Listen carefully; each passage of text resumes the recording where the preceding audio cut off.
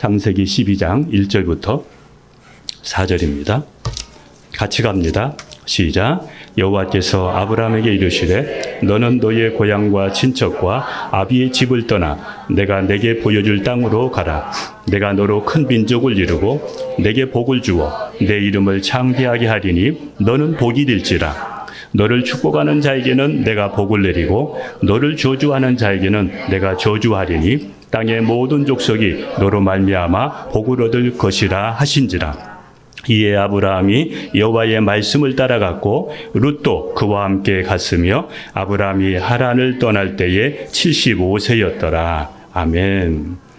예, 믿음의 가정 또 신앙의 가문으로 세워가는 길, 이거를 2023년도에 창세기를 통해서 특별히 아브라함을 통해서 우리가 함께 계속해서 말씀을 나눠가고 있습니다.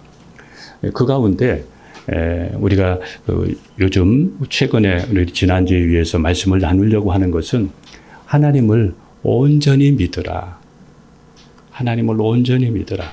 우리 지난 시간에 이어서 오늘 이 말씀을 함께 나누려고 합니다.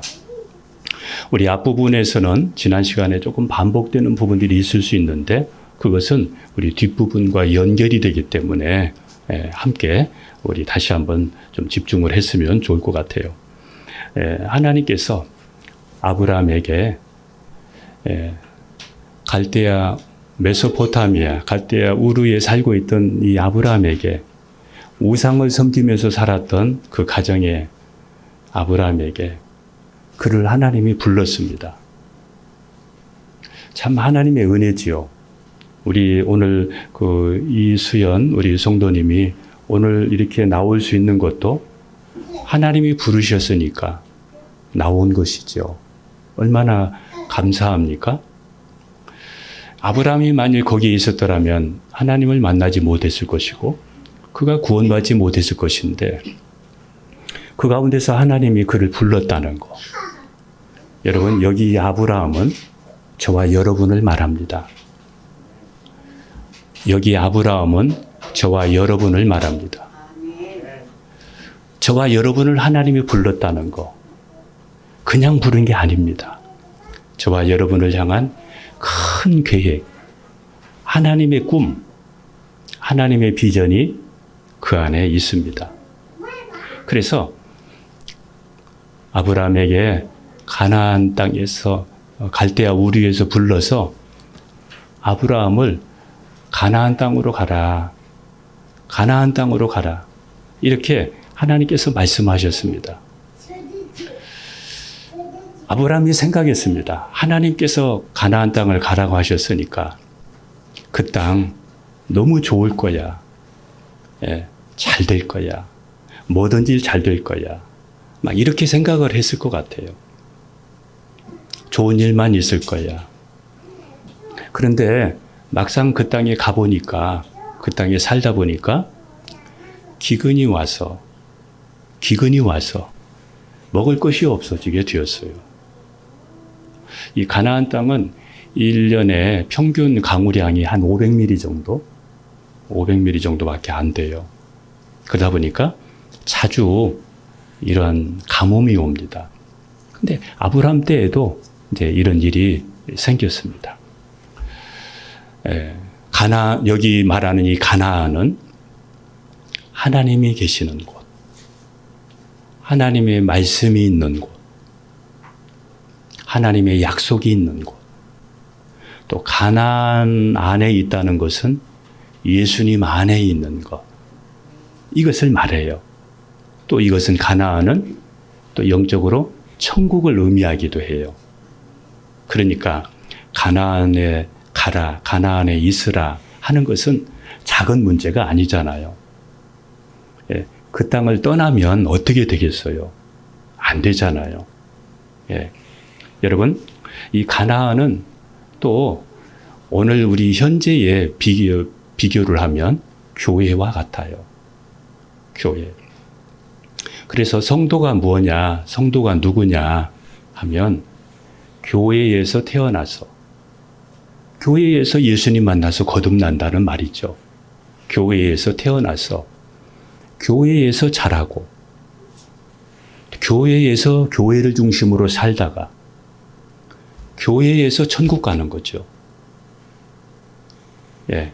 그러니까 이 가나안의 생활과 우리의 교회 생활도 또 아주 밀접한 관계가 있는 것이죠. 아브라함이 가나안 땅에 사는데 기근이 와서 아브라함이 어떻게 했는지 한번 창세기 12장 10절을 다시 봅니다. 시작. 그 땅에 기근이 들었으므로 아브라함이 애굽에 거류하려고 그리로 내려갔으니 이는 그 땅에 기근이 심하였습니다. 기근이 어땠다고요? 심했다. 그러니까 먹을 것이 아주 없어서 힘들었다 이거죠. 자, 예수님 안에서 믿음 안에서 사는데 여러분이 힘든 일이 있을 때 어떻게 해요? 말씀 중심으로 하나님 중심으로 살다가 좋은 일이 있으면 계속해서 그렇게 할 수 있는데 어려움이 오면 어떻게 해요? 아브라함은 초기에 아브라함의 처음 신앙은 이렇게 하나님을 온전히 믿는 믿음이 아니었어요. 그래서 애굽으로 피신했습니다. 애굽으로 내려갔습니다. 자, 여기 애굽은 무엇을 가리키느냐 하면 애굽은 세상 나라를 가리켜요. 이 세상 나라를 가리킵니다. 이 세상 나라, 우상이 있는 나라, 하나님의 나라가 가나안이라면 하나님의 나라와 정반대되는 세상.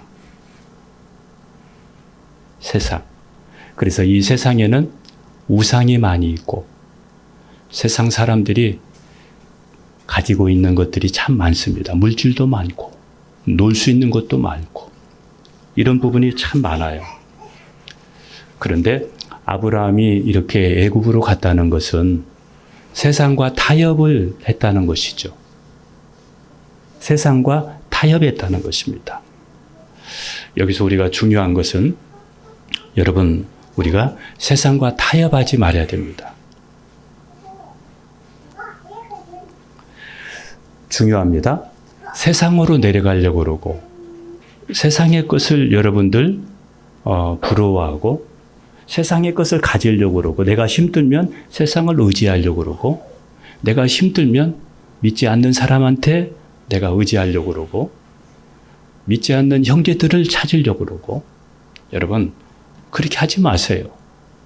더 하나님을 의지하고 더 하나님께 기도하면서 그 가나안 땅이 하나님께서 말씀하셨던 것처럼 젖과 꿀이 흐르는 땅이 되고 광대한 땅이 여러분이 누릴 수 있도록 그 땅을 여러분 그렇게 만드세요. 그러니까 다른 것에서 그것을 얻으려고 하지 마시고 하나님께 의지하고 하나님께 기도하면서 그 땅에서 하나님의 기적 같은 역사들을 이루시기를 축복합니다. 예수님도 이 세상에 오셨을 때 예쁜 여자들 보고 기웃기웃 안 하셨어요. 세상에 홀로 서셨습니다. 세상에 홀로 딱 서셨습니다. 이단이라고 그랬고 연병이라고 그랬고 예수님을 귀신 들렸다고 그랬고 사람들이 그렇게 말해도 개의치 않았어요. 세상에 우뚝 서서 흔들리지 않았습니다. 세상을 모방하지 않았습니다. 세상을 따라가려고 하지도 않았습니다. 예수님은 세상에 바로 서서 세상을 구원하셨습니다. 여러분이 있는 자리에서 바로 서야 여러분의 형제들을 구원할 수 있고 그리고 세상을 구원할 수가 있습니다.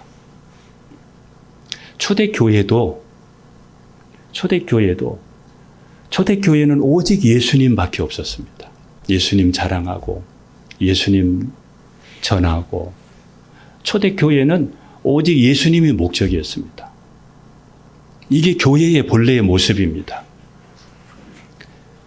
세상을 의지하고 세상을 따라가고 세상에서 뭔가를 기대하고 이런 모습이 아니라는 것이죠.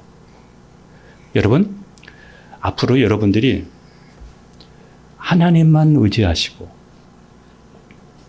하나님께 기도하면서 하나님으로 공급받는 여러분 모두가 되기를 주님의 이름으로 축복합니다. 할렐루야.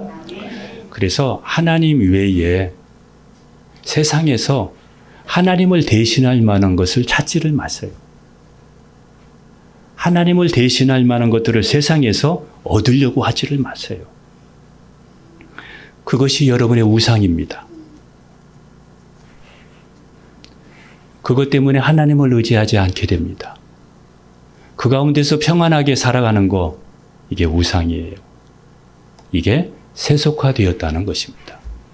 그래서 하나님의 말씀으로 감동을 누리고 은혜를 받고 그렇게 해야 되는데 요즘에는 세상의 것으로부터 감동을 받으려고 하고 세상의 것으로 내가 안정을 누리려고 그래요. 그러니까 예수님을 믿어도 그것으로 내가 안정을 누리고 평안함을 누리기보다는 돈이 있어야 더 안정이 있고 세상의 것을 뭔가가 있어야 더 평안을 누리려고 한다 이것이죠. 그런데 초대교회는 그렇게 하지를 않았어요. 그거 성경적인 신앙이 아니에요. 그 지혜로운 것이 아니에요. 여러분은, 저와 여러분은 가나안 땅에서 하나님이 보낸, 하나님이 가라고 온 그 땅에서 하나님만 의지하고 하나님께 기도하면서 그곳에서 하나님이 살아계시고 하나님이 나와 함께 계시고 하나님이 베푸시는 것을 치유를 간증하고 응답을 간증하고 하나님께서 주신 것들을 세상에 이렇게 나타내고 하시면서 그 하나님을 자랑하는 하나님의 것으로 하나님을 자랑하는 우리 모두가 되시기를 축복합니다. 할렐루야. 성경은 애굽으로 내려가는 것을 어떻게 말씀하고 있는지 같이 봅니다. 이사야서 31장 1절입니다. 같이 갑니다. 도움을 구하려 애굽으로 내려가는 자들은 화 있을지. 자, 여기까지입니다. 도움을 구하려 애굽으로 내려가는 자들은 뭐가 있을진저? 화 있을진저. 내려가지를 말라는 거예요. 자, 여러분의 생각이, 여러분의 마음이 세상을 향하지 않기를. 무슨 일이 있어도 심한 기근이 와도 내려가지 않기를, 믿음이 다운되지 않기를 축복합니다. 아브라함 때에도 이렇게 흉년이 들었는데 그 아들 이삭 때에도 또 흉년이 들었어요. 자, 그때에 또 이삭이 또 가나안 땅을 버리고 또 내려가려고 합니다. 함께 창세기 26장 1절에서 2절을 봅니다. 시작. 아브라함 때에 첫 흉년이 들었더니 그 땅에 또 흉년이 들매 이삭이 그랄로 가서 블레셋 땅 아비멜렉에게 이르렀더니 여호와께서 이삭에게 나타나 이르시되 애굽으로 내려가지 말고 내가 내게 지시하는 땅에 거주하라. 자기 아버지를 닮아서 또 이 이삭이 애굽으로 내려가는 거예요. 자, 우리에게도 이런 유혹이 많습니다. 힘들면 자꾸 다른 것을 지푸라기로 잡듯이 지푸라기라도 잡으려고 하듯이 자꾸 다른 것을 의지하려고 하고 다른 백을 의지하려고 그러고 다른 힘 있는 것을 의지하려고 하고 이렇게 하는데 하나님께서 이삭을 딱 막았습니다. 내려가지 마라. 내려가지 마라. 이렇게 말씀했습니다. 여러분, 기근이 있다고 해서 애굽으로 피하지 말고 하나님이 지시하는 그 땅에 있으라 이거예요. 하나님이 지시하는 하나님의 말씀이 있는 그곳에 있으라는 거예요. 있으라는 거예요. 그래서 지시하신 그 가나안 땅에서 하나님을 의지하면서 그 기근을 극복하라는 거예요. 여러분 힘듭니까? 여러분 어려움이 있습니까? 다른 걸 의지하지 마세요. 원망 불평하지 마세요. 하나님 의지하세요. 기도하세요. 그러면서 극복하세요. 그러면서 하나님의 살아계심을 경험하시고 하나님의 기적을 체험하시고 내가 여유가 있으면 내게 아쉬움이 없으면 하나님 의지 안 합니다. 기도 안 합니다. 여러분에게 힘든 거 그거 기도하라는 사인입니다. 여러분에게 문제가 있는 거 하나님 의지하라는 사인이에요. 여러분 그냥 힘들다고 이렇게 있지 마시고 그냥 힘들다고 당하고만 있지 마시고 하나님 찾으세요. 하나님 의지하세요. 하나님께 기도하세요. 영성이 뭐냐? 영성을 한마디로 말하면 꿋꿋하게 바로 서 있는 거, 이걸 영성이다 이렇게 말할 수 있습니다. 하나님의 약속하신 그 땅에서 하나님을 의지하면서 기도하면서 꿋꿋하게 서 있는 것. 여러분, 여러분의 환경에 기근이 있다 할지라도 하나님을 의지하면서 하나님께 기도하면서 꿋꿋하게 서 있는 것, 멋있지 않아요? 자녀들이 아버지를 볼 때, 어머니를 볼 때 우리 아버지 어머니가 꿋꿋하게 서 있는 저 모습, 우리 아이들이 나중에 본받고 우리 아이들도 나중에 꿋꿋하게 서 있지 않겠어요? 우리 믿음의 세대들이 꿋꿋하게 서 있을 때 여러분의 형제들이 여러분을 보면서 감동되지 않겠습니까?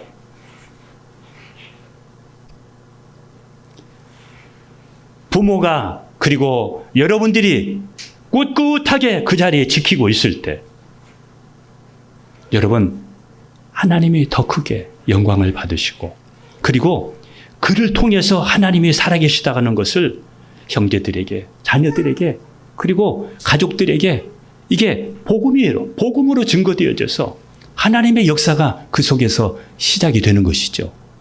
여러분, 이런 매력 있는, 이런 멋있는 여러분 되기를 주님의 이름으로 축복합니다.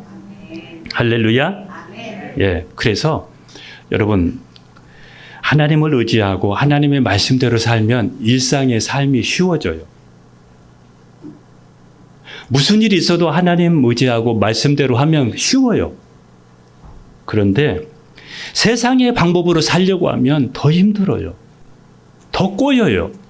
더 안 됩니다. 그래서 여러분, 안 된다고 하지 말고 내가 지금 하나님 의지하고 하나님의 방법으로 하나? 다른 것을 여러분 찾지를 마세요. 그냥 한 우물 파세요. 하나님만 의지하고 하나님께 기도하면서 여러분 그 문제 하나님은 다 하실 수 있습니다. 사람이 할 수 없는 것 하나님은 다 하실 수 있습니다.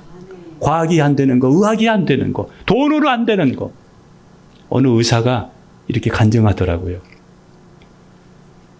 자기는 의사인데 분명히 저 사람 죽을 거야. 그랬는데 근데 그 사람이 살더라는 거예요. 그래서 의사가 못하는 거 하나님이 하시는구나. 그거를 그가 느꼈다고 그래요. 그래서 자기가 회개했다고 그래요. 자, 하나님은 다 하실 수 있습니다. 여러분, 오늘 중요합니다. 이 말씀. 자, 말씀에 순종할 때 하나님께서 이삭에게, 말씀에 순종하면 하나님께서 이삭에게 복을 주시겠다고 약속하셨습니다. 함께 창세기 26장 3절 4절을 갑니다. 시작. 이 땅에 거류하면 내가 너와 함께 있어 내게 복을 주고 내가 이 모든 땅을 너와 내 자손에게 주리라. 내가 내 아버지 아브라함에게 맹세한 것을 이루어 내 자손을 하늘의 별과 같이 번성하게 하며 이 모든 땅을 내 자손에게 주리니 내 자손으로 말미암아 천하 만민이 복을 받으리라. 아버지 아브라함에게 했던 것처럼 자기 아들 그 이삭에게도 하나님께서 이렇게 말씀하셨어요. 자, 여러분, 하나님의 말씀에 순종하면 첫 번째 어떤 복을 주시겠다고 약속하셨느냐면 내가 너와 함께 있어. 내가 너와 함께 있어. 이게 무슨 얘기냐면 하나님이 함께하는 복을 주십니다. 여러분, 여러분에게 지금 현재 하나님이 함께 계십니까? 하나님이. 여러분, 하나님의 임재를 느끼면서 매일매일 여러분 살아가고 계십니까? 어떻습니까? 하나님이 함께하는 사람. 하나님이 함께하는 사람. 하나님이 함께하는 가정. 이게 복입니다. 이게 복입니다. 기근이 있어서 이게 문제가 아니라 그 가운데서도 하나님이 함께하는 거. 기근 가운데서도 하나님이 함께하는 거. 이게 복입니다. 이걸 가리켜서 임마누엘이라 그래요. 하나님이 나와 함께 계시다. 임마누엘이라 이렇게 말해요. 하나님이 육신을 입고 예수님이 이 땅에 오셨는데 예수님이 이 땅에 오신 것도 임마누엘 하기 위해서 오셨습니다. 우리가 예수님을 내 마음에 나의 주인으로 영접하면 성령으로 예수님이 내 안에 오셔서 나와 함께 계십니다. 나와 함께 계십니다. 여러분이 정말로 예수님을 나의 주로 내 안에 영접하면 예수님은 성령으로 말미암아 내 안에 오셔서 그때부터 나와 함께 계십니다. 그리고 그 주님이 나를 다스리십니다. 주님이 나를 이끌어 가십니다. 그리고 내가 기도할 때 주님이 기적 같은 역사들을, 치유를, 회복을, 응답을 그때 주님이 허락하시는 것입니다. 주님과 함께 할 때 내 안에 두려움이 떠나가고 내 안에 평안함이 있고 내 안에 소망이 있는 겁니다. 여러분에게 이러한 은혜가 있기를 주님의 이름으로 축복합니다. 누구에게 가나안에 있을 때 하나님이 함께하는 복, 하나님이 함께하는 복. 여러분 아무리 힘든 일이 있어도 내가 너와 함께 있어. 걱정하지 마. 그 문제 내가 해결해 줄게. 하나님만 함께 계시면. 자, 오늘 여러분에게 이걸 기대하십시오. 나와 우리 가정이 하나님이 함께하는 가정, 하나님의 임재 속에서 살아가는 가정, 이런 가정이 될 수 있도록. 두 번째는 아브라함에게 약속하신 복을 너에게 주겠다. 하나님이 약속하신 복을 너에게 주겠다. 이렇게 말씀하셨습니다. 자, 제가 아까 말씀드렸습니다. 우리는 이 시대의 아브라함이라고. 우리가 하나님의 말씀대로 행할 때 하나님께서 약속하신 복을 누릴 수 있다는 겁니다. 여러분, 하나님의 말씀에 문제가 있는 게 아니에요. 내가 하나님의 말씀대로 못 사는 것이 문제예요. 하나님의 말씀대로 내가 그 자리를 지켜나갈 때 하나님께서 그 말씀대로 우리에게 약속의 복을 주시겠다는 겁니다. 여러분, 이 은혜를 누리는 여러분 되기를 축복합니다. 할렐루야. 그래서 우리에게 고난을 주신 목적이 있는데, 고난을 주신 하나님의 목적이 있는데, 그래서 우리는 이렇게 마음을 먹어야 돼요. 예. 고난에 대한 자신감을 가져야 돼요. 고난이 있으면 두려워하고 쩔쩔매지 말고 고난이 있어도 자신감을 가져야 돼요. 왜? 분명히 하나님의 숨은 계획이 있으니까, 하나님의 더 놀라운 뭔가 뜻이 있으니까, 하나님의 분명한 뜻이 있을 거야. 그래서 여러분 지금 현재 어렵습니까? 힘듭니까? 자신감을 가지세요. 왜? 고난은 축복이니까. 하나님을 의지할 수 있게 되고 하나님께 기도할 수 있게 되고, 그래서 지금 현재 문제보다 더 큰 것을 내가 가질 수 있고 내가 더 영원한 것을 내가 누릴 수 있기 때문에 고난은 축복입니다. 그래서 고난에 대한 자신감을 가져야 됩니다. 한번 고린도후서 1장 9절을 갑니다. 시작. 우리는 우리 자신이 사형 선고를 받은 줄 알았으니 이는 우리로 자기를 의지하지 말고 오직 죽은 자를 다시 살리시는 하나님만 의지하게 하십니다. 여기서 잘 보세요. 사형 선고를 받았으니, 선교하면서 죽을 고비를 당했다는 거예요. 선교하면 이런 일이 없어야 될 것 같죠? 사역하면 이런 일이 없어야 될 것 같죠? 여러분 예수 믿으면 그냥 순풍에 돛달듯이 그냥 좋은 일만 생길 것 같지요? 아닙니다. 그러면 하나님 의지 안 합니다. 전도하는데, 선교하는데도 사형 선고를 받을 만큼 이제 끝났다, 이제 죽었다, 이렇게 생각할 정도로 그런 어려움을 바울은 당했습니다. 그런데 그렇게 어려움을 당한 이유가 뭐냐? 우리로 자기를 의지하지 말고 오직 죽은 자를 다시 살리시는 하나님만 의지하게 하십니다. 여러분, 앞으로 이런 고난이 여러분에게서 적어지려고 그러면 하나님 더 의지하세요. 하나님께 더 기도하세요. 아멘. 하나님께 더 기도하세요. 쉬운 길을 택하지 마세요. 고난 없기를 바라지 마세요. 그래서 지금부터는 고난 앞에 좀 자신감을 가지세요. 쩔쩔매고 막 얼굴 이렇게 하지 마시고 기죽지 마시고, 왜? 하나님의 뜻이 있을 거니까. 하나님의 무슨 목적이 있으니까 자신감을 좀 당당해지세요. 내가 당당해야 자신감이 있어야 전도도 할 수도 있고, 내가 예배가 살아있을 수 있고, 누구 형제들에게, 우리 가족들에게 내가 예수님을 내가 전할 수 있지 않겠습니까? 나도 죽겠는데, 나도 힘들어 죽겠는데요. 다른 사람에게 예수 믿으라는 말을 그러면 못하지요. 나도 내 앞가림 못하는데 내가 어떻게 다른 사람에게 복음을 전할 수 복음을 전하고 예수 믿으라고 할 수가 있습니까? 내가 자유함을 가져야죠. 믿음이 뭐냐? 내가 죽고 하나님만 의지하는 겁니다. 믿음이 뭐냐? 내가 죽고 하나님만 의지하는 것입니다. 믿음으로 살다가 기근을 만나거든 불평하고 원망하지 말고 하나님 의지하고 더 간절히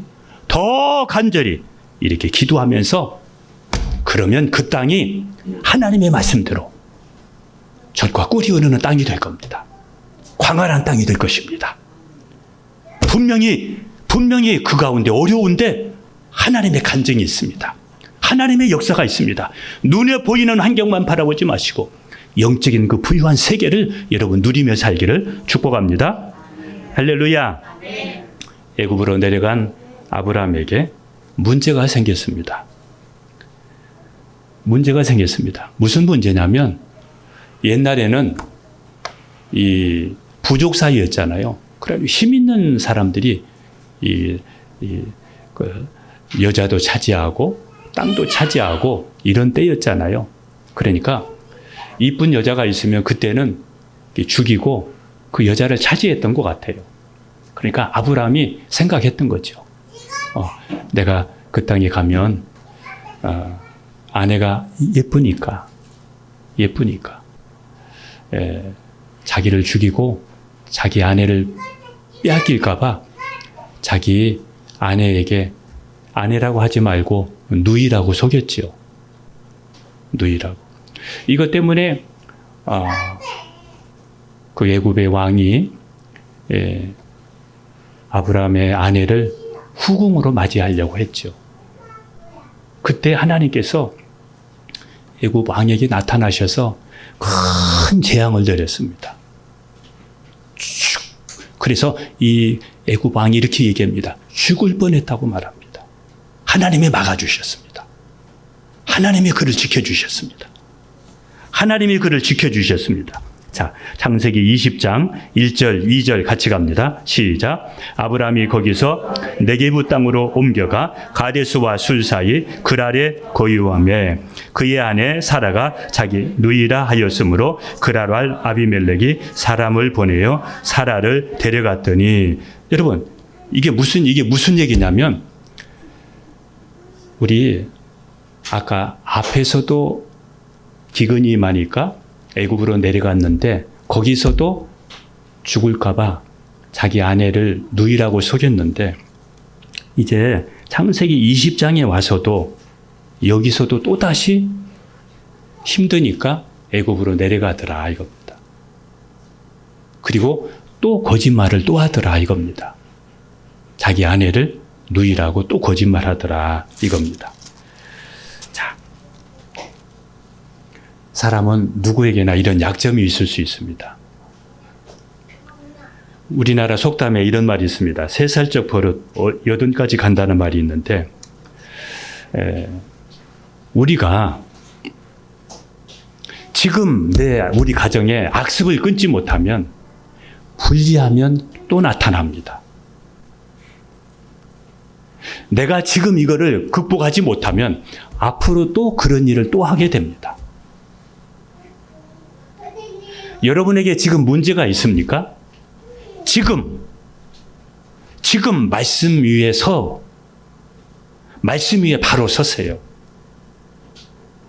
지금 흔들리는 사람은 앞으로도 흔들립니다. 다시 반복됩니다. 습관이 반복됩니다. 그래서 여러분, 그때그때마다 여러분 언제까지 우리가 흔들리면서 살 것입니까?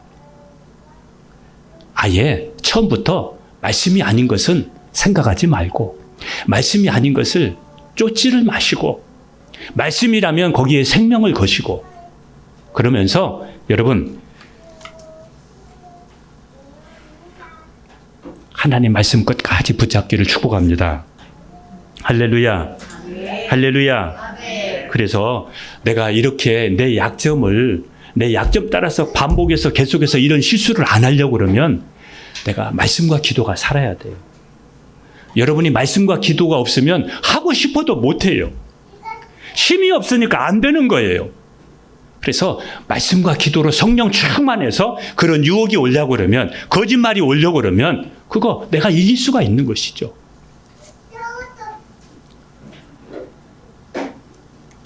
여기서 또 하나 우리가 중요한 것이 있습니다. 하나님께서 아브라함을 부르시고 아브라함에게 뭐라고 했느냐면 이렇게 얘기했습니다. 아브라함에게 우리 앞부분에서 살펴본 내용이에요. 이제 너는 아브라함이 아니라 아브라함이라 하리라. 이것은 내가 열국의 아비가 되리라. 그리고는 아브라함에게 또 약속했어요. 너는 복이 될지라. 너는 복이 근원이 될 것이다. 너를 저주하는 자에게는 저주하고 너를 축복하는 자에게는 내가 축복할 것이다. 자, 여기서 중요한 것이 있습니다. 아브라함이 자신의 정체성을 잃어버린 것이죠. 자기 자신의 정체성을 흔들린 것이죠. 열국의 아버지라. 열국의 아버지라. 저는 가끔 이런 이야기 듭니다. 내가 믿는 하나님, 너를 보니까 안 믿고 싶다. 너 같으면 예수 믿겠냐? 너가 믿는 하나님이 그렇다면 내가 안 믿고 싶다. 기근이 있다고 해서 내가 피하지 않고 열국의 아버지답게, 나는 온 땅의 아버지답게 거기에서 굳건하게 딱 서서 믿음으로 그거를 극복해 나갔다고 하면 얼마나 좋을까. 그리고 너를 인해서 내가 복을 주실 것이라고 말씀하셨는데 그 말씀이 아브라함의 지금 현재의 삶에서 실행이 되었다면, 지금 그 상황에서, 그 환경에서 아브라함이 지금 그것을 실행했다면 이렇게 실수할 수 있을까? 실수할 수 있을까? 여러분, 지금 우리는 예수 믿는 사람입니다. 우리는 하나님의 자녀입니다. 하나님이 함께하는 사람입니다. 하나님이 함께하는 사람입니다. 그런 우리가 흔들릴 때 우리는 얼마나 추한 사람이 되는지 모릅니다. 우리가 흔들릴 때 형제들이, 우리 주변의 사람들이 우리의 모습을 보면서 누가 예수 믿고 싶겠습니까? 누가 예수 믿고 싶겠습니까? 거기에서 하나님이 업신여김을 받는 거죠. 그런데 아브라함이 이렇게 실수하고 죄를 지었는데 하나님께서는 아브라함에게 그걸 묻지 않으시고 아비멜렉을 죽이려고 했습니다. 그러니까 아비멜렉을 희생시켜서 하나님께서 아브라함을 구해 주셨습니다. 자, 여기 중요한 것이 있습니다. 아브라함은 부족하지만 처신앙이기 때문에 흔들릴 때도 있었고 하나님을 온전히 믿지 못했지만, 연약해서 그가 죄를 짓고 이렇게 흔들릴 때도 있었지만 그가 믿음으로 살려고 하니까 하나님께서 아비멜렉을 희생해서 아브라함을 지켜주셨고 아브라함에게 은혜를 주셨습니다. 이게 뭐냐면 이게 하나님의 은혜입니다. 이게 우리가 말이죠, 죄로 인해서 형벌과 사망 가운데 있을 때 하나님께서 예수님을 대신 보내주셔서 우리를 대속해서 우리를 죄에서 구원하셨던 것처럼 이게 바로 대속의 은혜입니다. 대속의 은혜입니다. 이게 무슨 얘기냐면 앞으로 예수님이 오셔서 우리에게 이렇게 베풀어 주실 것을, 이렇게 하실 것을, 그 아들 예수의 피가 우리를 모든 죄에서 사하실 것이요, 우리를 구원하실 것을 이렇게 말씀하고 계시는 겁니다. 참 저는 이걸 보면서 이런 생각이 들었습니다. 연약한 사람 한 사람을 세우기 위해서 하나님은 참 많은 사람을 희생시키신다. 우리 여기 젊은 분들, 여러분을 세우기 위해서 여러분의 부모가 희생하고,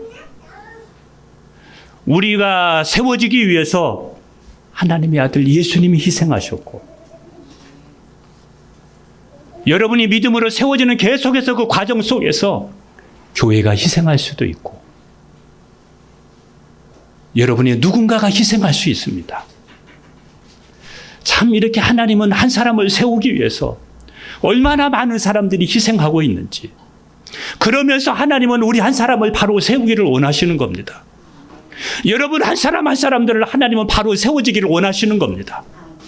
하나님은 지금도 기다리고 계시는 겁니다.